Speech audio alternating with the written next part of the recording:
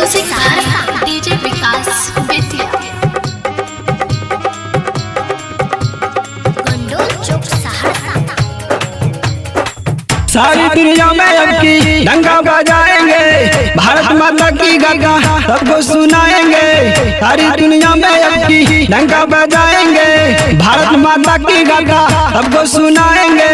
ले लो तिरंगा बोलो जय जय जय जय, भारत माता की बोलो जय जय जय जय, भारत माता की बोलो जय जय जय जय, भारत माता की बोलो जय जय जय जय, भारत माता की बोलो जय जय जय जय। सारी दुनिया में अब की डंका बजाएंगे, भारत माता की गंगा सबको सुनाएंगे। ले लो तिरंगा बोलो जय जय जय जय, भारत माता की बोलो जय जय जय जय, भारत माता की बोलो जय जय जय जय, भारत माता की बोलो जय जय जय जय, भारत माता की बोलो जय जय जय जय। Mix by DRP Raj. Music by DJ Vikas Bettiah. नया भारत को हिंदू राष्ट्र हम बनाएंगे, रंग है हमारा भगवा सबको दिखाएंगे। नया भारत को हिंदू राष्ट्र हम बनाएंगे, रंग है हमारा भगवा सबको दिखाएंगे।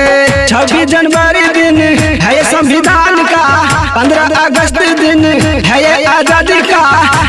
तिरंगा बोलो जय जय जय जय, भारत माता की बोलो जय जय जय जय, भारत माता की बोलो जय जय जय जय, भारत माता की बोलो जय जय जय जय, भारत माता की बोलो जय जय जय जय।